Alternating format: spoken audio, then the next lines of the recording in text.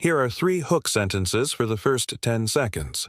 Picture this: it's 1938, and a crowd gathers, desperate for good news.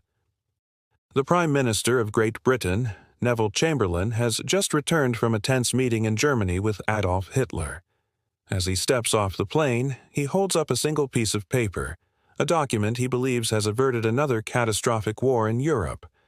This was the Munich Agreement, and with it, Chamberlain made a bold and now infamous declaration: "I believe it is peace for our time, for our." This single sentence would echo through history, not as a symbol of triumph, but as a stark and tragic lesson in misplaced trust and the failure of a policy known as appeasement. It was a promise of peace that would be utterly shattered in a matter of months, paving the way for the most destructive conflict the world had ever known. The story of this broken promise is not just a tale of political miscalculation. It is a crucial chapter in the lead-up to the Second World War, a moment where the hopes of a generation were sacrificed on the altar of a dictator, his insatiable ambition.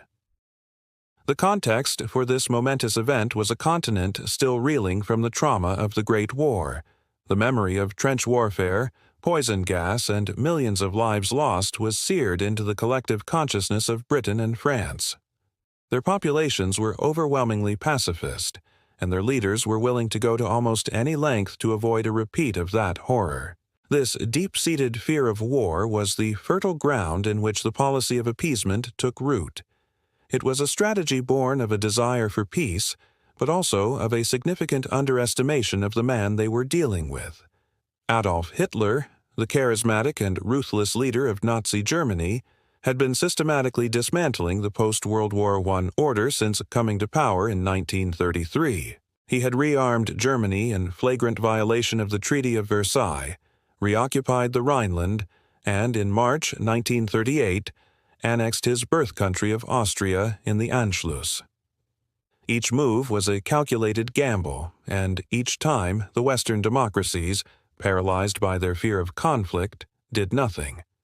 Hitler's next target was Czechoslovakia, a young democratic nation forged from the ashes of the Austro-Hungarian Empire.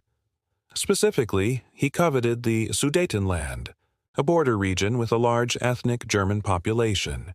The Nazi propaganda machine went into overdrive, fabricating stories of persecution and oppression against the Sudeten Germans to create a pretext for invasion. For Hitler, the Sudetenland was not just about territory. It was a strategic prize. The region contained the bulk of Czechoslovakia's formidable border fortifications, its heavy industry, and its natural resources. To seize it would be to leave the rest of the country defenseless and ripe for the taking. As tensions mounted throughout the summer of 1938 and the world held its breath, war seemed imminent. Czechoslovakia mobilized its army, and France, which had a mutual defense treaty with the smaller nation, prepared for the worst. It was in this atmosphere of extreme crisis that Neville Chamberlain decided to intervene personally. Chamberlain, a man in his late 60s who had never flown before, made 3 dramatic trips to Germany in September 1938 to negotiate directly with Hitler. He was convinced that he, and he alone, could reason with the German dictator and find a peaceful solution. At their first meeting, Hitler demanded the right of self-determination for the Sudeten Germans. At their second, he escalated his demands, insisting on an immediate German military occupation of the territory. The British and French governments, desperate to avoid war, put immense pressure on the Czechoslovaks to concede. Abandoned by their allies, the Czechoslovakian government had no choice but to agree. This led to the infamous Munich Conference on September 29th and 30th, 1938. In a meeting that would become a byword for diplomatic failure, the leaders of Britain, France, Germany, and Italy, Chamberlain, Édouard Daladier, Hitler, and Benito Mussolini, decided the fate of Czechoslovakia.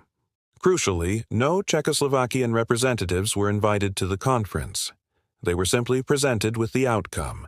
The Sudetenland was to be ceded to Germany immediately. When Chamberlain returned to London, waving the agreement and delivering his "Peace for Our Time" speech, Public reaction was initially one of overwhelming relief and adulation. He was hailed as a hero, a peacemaker who had pulled Europe back from the brink. But this euphoria was short-lived. In the House of Commons, a lone voice of dissent rang out with chilling prescience. Winston Churchill, then a backbench member of Parliament, condemned the Munich Agreement in the strongest possible terms. He famously declared, "You were given the choice between war and dishonor. You chose dishonor, and you will have war." He understood what Chamberlain and many others failed to grasp, that his ambitions were limitless, and that he viewed concessions not as gestures of peace, but as signs of weakness to be exploited. Churchill argued that by sacrificing Czechoslovakia, the Western powers had not bought peace, but had merely whetted Hitler's appetite for more conquest and had suffered a total and unmitigated defeat. The ink on the Munich Agreement was barely dry before Hitler proved Churchill right. The promise of peace for our time lasted a mere 6 months. On March 15, 1939, German troops rolled into the remaining rump state of Czechoslovakia, occupying Prague and shattering the last illusions of Chamberlain's policy. There was no pretext this time, no claim of liberating oppressed Germans. This was a naked act of aggression, a brutal conquest of a non-German people. The policy of appeasement was exposed as a catastrophic failure. The humiliation in London and Paris was profound.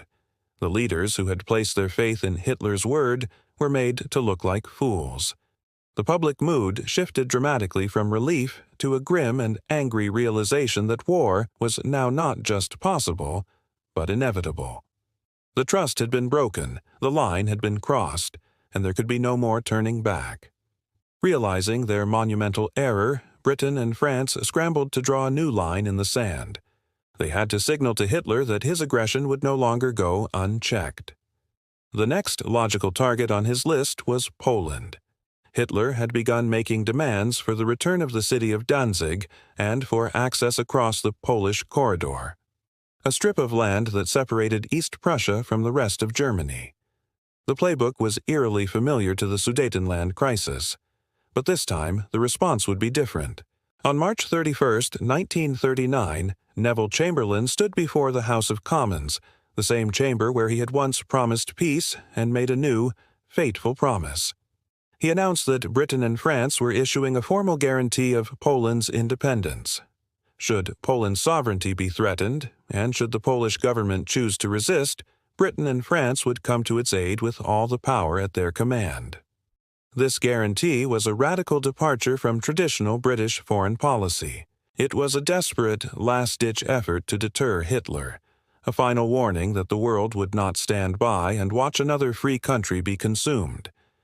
It was a promise born from the ashes of a previous broken promise. The policy of appeasement was dead, replaced by a commitment to collective security. But Hitler, emboldened by his previous successes and convinced of the West's weakness and decadence, did not believe them. He dismissed the guarantee as a bluff and proceeded with his plans. On September 1, 1939, German forces invaded Poland. 2 days later, on September 3, Neville Chamberlain, the man who had promised peace for our time less than a year earlier, went on the radio to inform the British people that they were now at war with Germany. The broken promise of Munich had led directly to the ironclad guarantee to Poland, and that guarantee had now plunged Europe, and soon the world, into its second great war in a generation. Have you ever wondered what the final seconds of peace feel like? What does the air taste like just moments before the world plunges into war? For 2 days the world held its breath, caught in a desperate gamble. A madman had pushed Europe to the edge. This is the story of the final ultimatum. This is the moment the bluff was called. On the dawn of September 1, 1939, the fragile peace of Europe was shattered by the roar of engines and the thunder of artillery.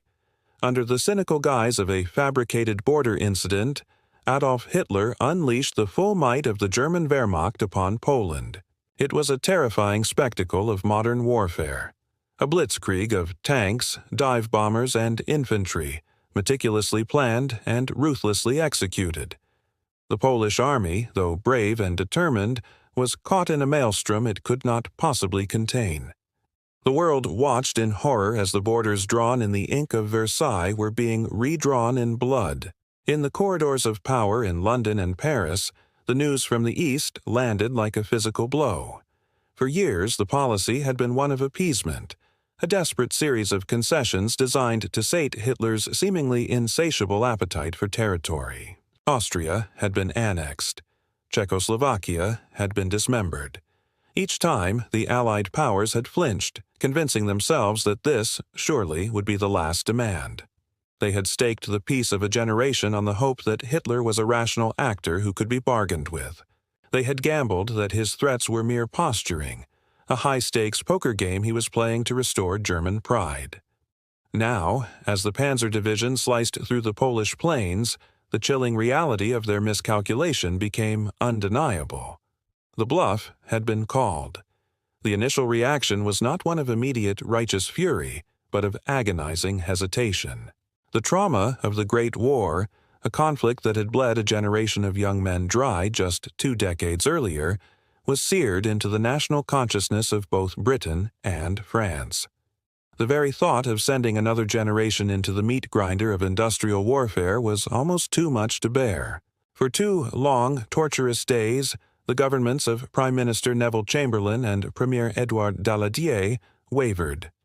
Frantic messages flew back and forth between the capitals, a flurry of diplomatic activity that felt increasingly futile against the backdrop of explosions and screams from Poland. Was there any way out? Could some last-minute conference, some 11th-hour deal, still pull the world back from the brink? The weight of their guarantees to Poland pressed down upon them. This time they had drawn a line in the sand.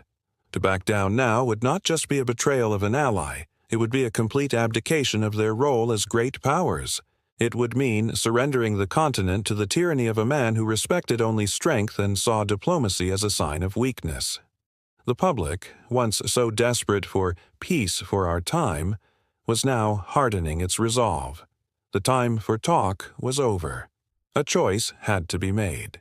Finally, the decision was forged in the crucible of necessity. An ultimatum was drafted. It was a stark and simple demand, stripped of all diplomatic pleasantries. They gave Adolf Hitler a deadline. He was to halt all aggressive action against Poland and begin the immediate withdrawal of all German forces. If these terms were not met by a specific time, a state of war would exist between their nations and Germany. It was the last desperate throw of the dice. The messages were transmitted to Berlin, clear and unambiguous. In London, the deadline was set for 11 a.m. on September 3rd. In Paris, it was 5 p.m. on the same day. In Berlin, Hitler received the ultimatums with derision. Surrounded by his sycophantic inner circle, he had convinced himself of his own infallibility. He saw the leaders of Britain and France as weak, decadent old men, captive to their democracies and terrified of conflict. Had they not backed down over the Rhineland, over Austria, over Czechoslovakia?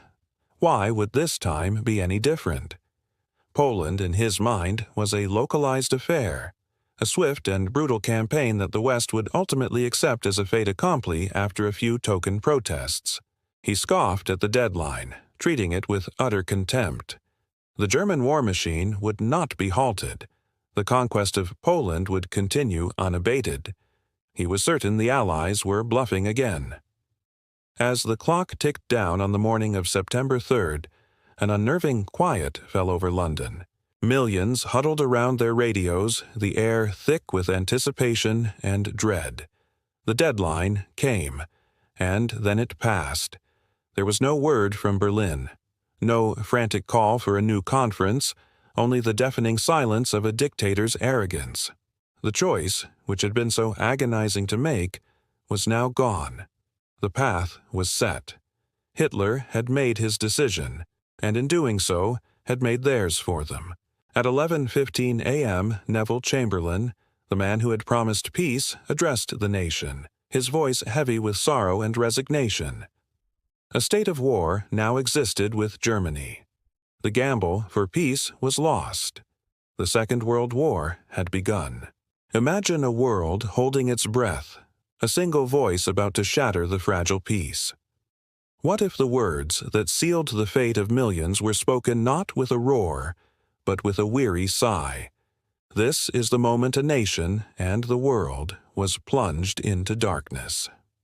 At 11:15 a.m. on the morning of September 3, 1939, a somber and fateful broadcast emanated from the heart of British power.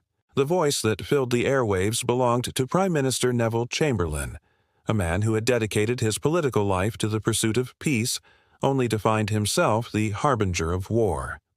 His words, transmitted from the historic Cabinet Room at 10 Downing Street, were not those of a thunderous, confident leader rallying his people for a glorious conflict. Instead, they carried the unmistakable weight of profound sorrow and personal failure, the voice of a heartbroken old man whose life's work had crumbled into dust before his very eyes. "I am speaking to you from the Cabinet Room at 10 Downing Street," he began, his tone grave and measured, each word laden with the gravity of the moment.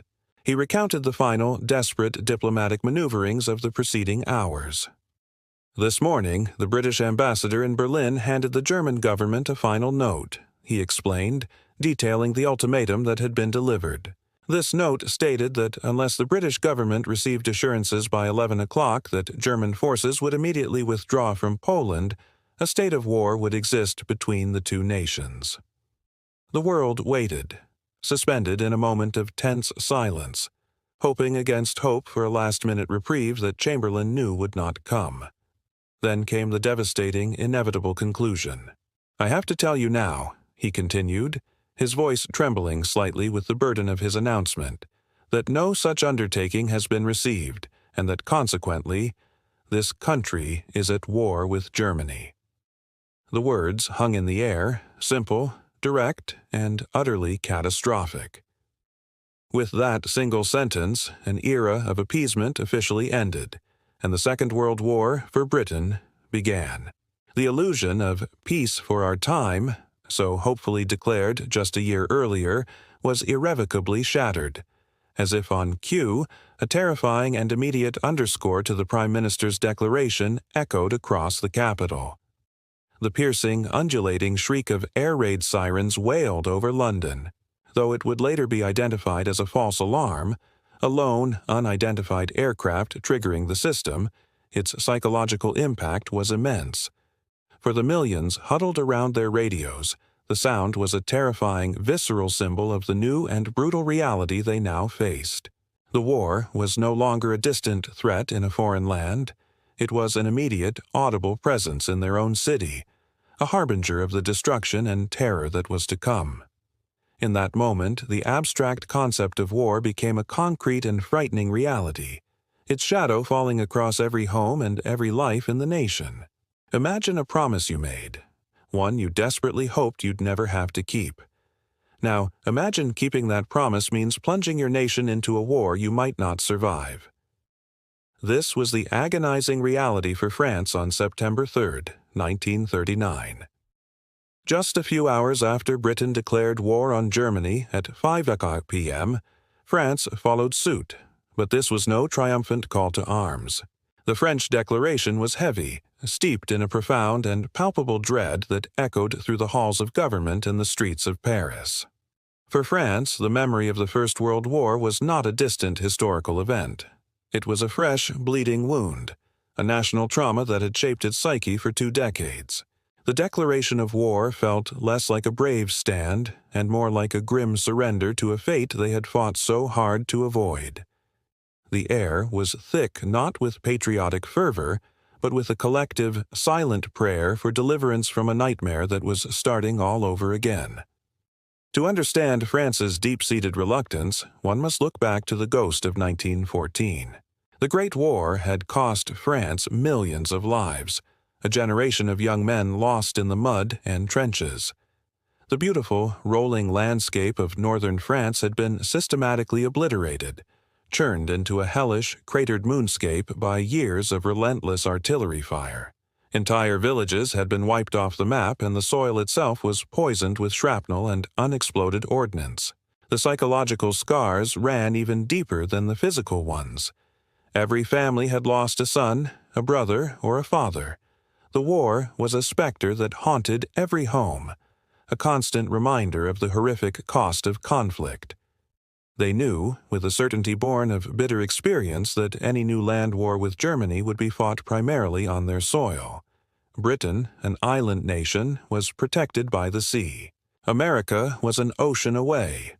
But France shared a border with its historical adversary, and it would be French farms, French towns, and French bodies that would once again bear the brunt of the German military machine. This knowledge was a heavy burden, a terrifying reality that informed every political and military decision made in the interwar years. This pervasive fear, this collective PTSD, was given concrete form in the Maginot Line. More than just a series of fortifications, the Maginot Line was a monument to France's defensive mindset. It was a massive, sprawling complex of underground fortresses, bunkers, and tunnels stretching along the border with Germany. It was a masterpiece of engineering, designed to be an impregnable barrier that would make a direct German assault suicidal.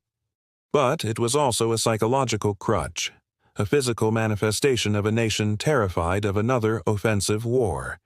The very existence of the Maginot Line screamed one thing: never again. France had poured its resources, its ingenuity, and its hopes into this static defense, believing it could simply wall itself off from the threat of German aggression. The military doctrine became entirely defensive, a strategic paralysis born from the trauma of the past. They were so afraid of repeating the bloody offensives of World War I that they had effectively forgotten how to fight any other way. So, when the moment came to honor their treaty obligation to Poland, it was with the heaviest of hearts. The promise had been made as a deterrent, a piece of paper they prayed would be enough to make Hitler think twice. They never truly believed they would have to act on it. Declaring war felt like a failure of diplomacy, a failure of the post-war order, and a personal failure to protect their people from the horrors they knew were coming. It was a somber, reluctant fulfillment of a vow they wished they had never made. As the declaration was read, there were no cheering crowds, only a quiet, resigned acceptance of a catastrophic destiny. France was marching to war, not with a confident stride, but with the slow, shuffling gait of a nation heading toward a familiar and dreaded abyss. They were fulfilling a promise, but it felt like signing their own death warrant. Have you ever heard of a war where nothing happens? A war where the world's most powerful armies just stare at each other? What if the biggest declaration of war in history was followed by silence? This is the story of the war that wasn't. Imagine the scene. It's September 3rd, 1939.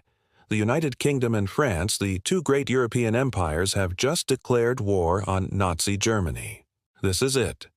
The moment the world has been dreading. The sequel to the Great War has begun. Everyone braces for the storm, for the skies to darken with bombers, for the ground to shake with the thunder of artillery. They expect a tidal wave of steel and fire, an immediate and cataclysmic clash of titans. But instead, nothing. A strange, unnerving quiet descends upon the Western Front. While Poland is being brutally and systematically dismantled by the German blitzkrieg from the west and the Soviet invasion from the east, the mighty French and British armies do almost nothing. This bizarre 8-month period of inaction and eerie calm would become known to history as the Phoney War. The Germans had their own name for it, the Sitzkrieg, or the Sitting War. It was a conflict defined by a central, bewildering paradox. The world was officially at war, yet for most of Western Europe, there was no fighting. Along the Franco-German border, the situation was surreal. Millions of French soldiers were mobilized and stationed in the Maginot Line, a colossal and supposedly impregnable network of concrete fortifications, obstacles, and weapon installations. It was considered the pinnacle of defensive military architecture, a shield that would bleed any German attacker dry. From behind these thick walls and through the periscopes of their bunkers, French troops would peer across the Rhine River at their German counterparts who were busy reinforcing their own defensive line, the Siegfried Line. The soldiers could sometimes see each other, separated by a few hundred yards of no man's land. Instead of exchanging gunfire, they exchanged taunts, broadcast propaganda messages, and sometimes even waved. It was a war of waiting, of boredom, of an almost theatrical standoff where the actors knew their lines but refused to take the stage. The tension was palpable, yet the trigger was never pulled. The French High Command, haunted by the catastrophic losses of World War I, adopted a purely defensive posture, convinced that waiting out the Germans was the wisest strategy. Meanwhile, the British response was equally perplexing. The Royal Air Force, instead of launching bombing raids on German industrial centers or military bases, embarked on what became known as the Confetti War. Instead of high-explosive bombs, British planes flew over German cities like Hamburg, Bremen, and Berlin at night and dropped millions of propaganda leaflets. These pamphlets urged the German people to rise up against Hitler, explained the Allied cause, and warned of the dire consequences of the Nazi regime's aggression. The logic was to win a moral victory, to break the will of the German populace without causing civilian casualties. However, the effect was negligible. The leaflets were largely ignored or ridiculed, serving more as a source of amusement or kindling for German citizens than as a catalyst for revolution. It was a symbolic gesture in a conflict that demanded decisive action, a sign of the Allies' profound reluctance to escalate the war and repeat the horrors of 1914.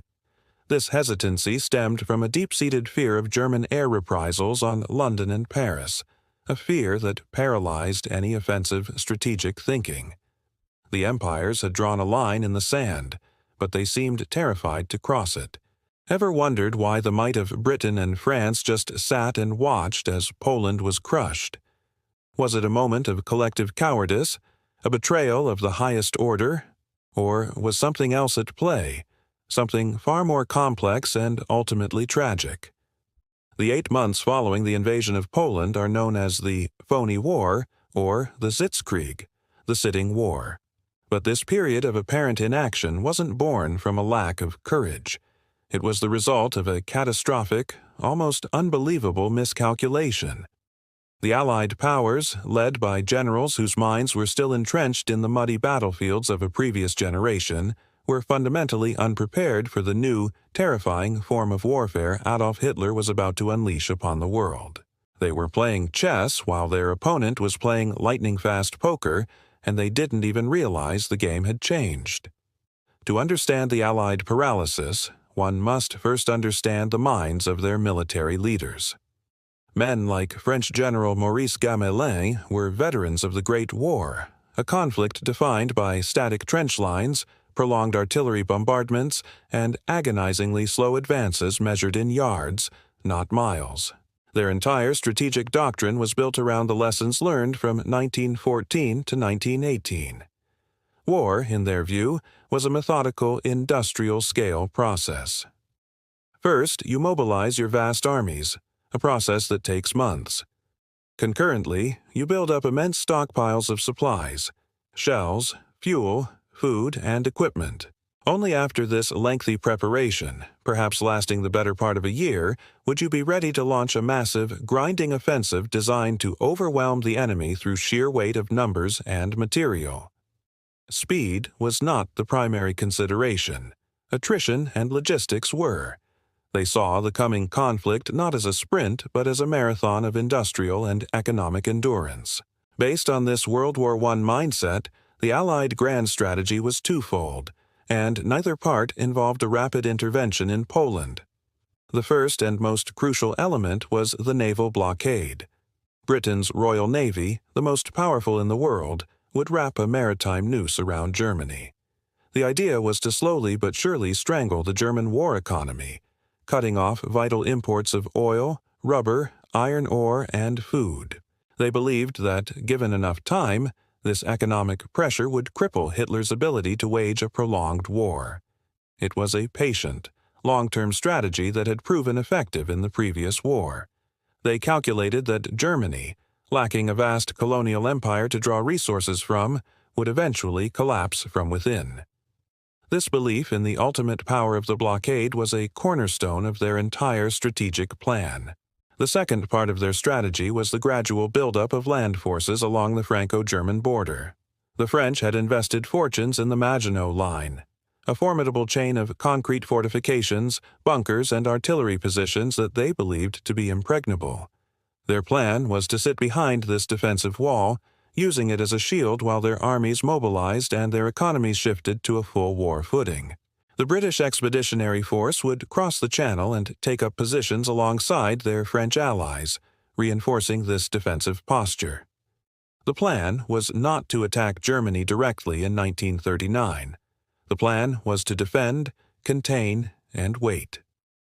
They envisioned a conflict that might not see a major Allied offensive launched until late 1940 or even 1941, by which time they believed the blockade would have significantly weakened Germany, and their own forces would be at peak strength. Within this grand, methodical, and fatally flawed strategy, there was simply no plan to save Poland. When Britain and France declared war on Germany on September 3, 1939, it was a declaration of intent, not a commitment to immediate military action on Poland's behalf. They had given Poland a guarantee of its independence, but this guarantee was, in practical terms, a political statement rather than a concrete military pact for joint, immediate operations. There were no prearranged plans for a coordinated Anglo-French-Polish offensive. The Allies had no mechanism to project force into Eastern Europe quickly. Their generals believed any attempt to launch a premature offensive into Germany to relieve pressure on Poland would be a suicidal folly, leading to massive casualties and a potential defeat before they were even properly mobilized. Their plan was to eventually defeat Germany, and by doing so, posthumously liberate Poland, perhaps years down the line. Poland, tragically, was seen as an unavoidable but necessary sacrifice on the altar of a long-term victory. The fatal flaw in this entire edifice of strategic thinking was a complete and utter failure to comprehend the nature of Hitler's new way of war, the Blitzkrieg, or lightning war. The German concept was the antithesis of the Allies' slow, methodical approach. It was built on speed, surprise, and overwhelming concentrated force. The Germans used spearheads of fast-moving panzer tank divisions, closely supported by dive bombers like the Stuka, to punch holes in the enemy's defensive lines. They didn't engage in frontal assaults against the entire front. They identified weak points, broke through, and then fanned out deep in the enemy's rear. Their objective was to encircle and annihilate entire enemy armies, bypass strong points, and sow chaos and confusion, causing a complete collapse of command and control. It was a war of movement, psychology, and ruthless efficiency. While the Allied generals were thinking in terms of months and years, the Germans were thinking in terms of days and weeks. The Allied High Command watched the initial reports from Poland with a sense of detached disbelief. They interpreted the rapid German advances not as the result of a revolutionary new doctrine, but as a sign of the Polish army's supposed weakness. They fatally misunderstood the speed and decisiveness of the Blitzkrieg. They were still reviewing mobilization timetables and calculating shipping tonnages for 1940, while German panzers were already encircling Warsaw. By the time they began to grasp the terrifying reality of what was happening, that an entire country could be conquered in less than a month, it was already too late. Poland was gone, partitioned between Nazi Germany and the Soviet Union, which had invaded from the east on September 17th. The Sitzkrieg wasn't cowardice. It was the deer in the headlights, a tragic paralysis born from a generation of generals preparing to fight the last war, utterly blind to the horrifying speed of the new one that was about to consume them all. Their miscalculation didn't just cost Poland its freedom. It set the stage for the fall of France and the darkest days of the war. The declaration of September 3rd was, in one critical sense, a failure. It did not save Poland. The panzers continued their relentless advance, the Luftwaffe still reigned over the skies, and the Polish army, fighting with desperate courage, was being systematically dismantled. The promise of immediate, decisive aid, the kind that might have turned the tide or at least provided a meaningful reprieve, never materialized. For the Poles looking east and west for salvation, the words broadcast from London and Paris offered cold comfort against the steel and fire of the German invasion. In that stark, practical respect, the declaration was a hollow gesture, a promise broken before the ink was even dry. But history is rarely so simple, and the true significance of an event often transcends its immediate, tangible outcomes. The Declaration of September 3, 1939, was symbolic, and its symbolism was absolute. It was the moment the world pivoted. It was the definitive, unambiguous line drawn in the sands of European diplomacy. For years, the Western Allies had pursued a policy of appeasement, a desperate and ultimately futile attempt to placate Hitler's ever-expanding ambitions. They had watched as he rearmed the Rhineland, annexed Austria, and dismembered Czechoslovakia, each time convincing themselves that this, finally, would be his last demand. Each concession was framed as a necessary price for peace. But with the invasion of Poland, that illusion was shattered beyond repair. The declaration marked the official, undeniable end of appeasement. Hitler had finally, irrevocably, pushed Britain and France past their point of no return.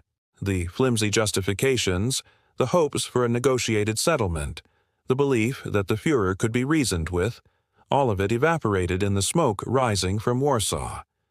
The conflict was no longer a localized regional dispute over territory or influence. It was now a total, all-encompassing European war, a struggle for the very soul of the continent. The guarantees given to Poland, unlike those given to Czechoslovakia, were finally honored, not with immediate military victory, but with the commitment to ultimate victory, no matter the cost. This commitment ushered in one of the strangest and most surreal periods of the entire conflict: the Phoney War. For 8 long months, from September 1939 to May 1940, the great powers of Europe were officially at war, yet the Western Front remained eerily quiet. Millions of men in French and German uniforms stared at each other across the Maginot and Siegfried lines, but few shots were fired in anger. It was a war of leaflets dropped from planes, of nervous patrols in the no-man's land, of waiting. To an outside observer, it might have seemed as though the declaration was indeed a bluff, a Sitzkrieg, or sitting war, as the Germans mockingly called it. But this period of inaction was not a sign of hesitation or a lack of resolve. It was the quiet before the storm. It was the time the British Expeditionary Force took to cross the Channel and dig in. It was the time French industry belatedly and frantically ramped up to a war footing. It was the time the Royal Navy tightened its blockade, slowly strangling the German war economy. The tragic, quiet, and anticlimactic beginning of the Phoney War was, in reality, the deep, collective breath the world was taking. It was the moment of tense stillness before the real storm of the Blitzkrieg broke with unimaginable fury the following spring, forever changing the face of warfare and the map of Europe.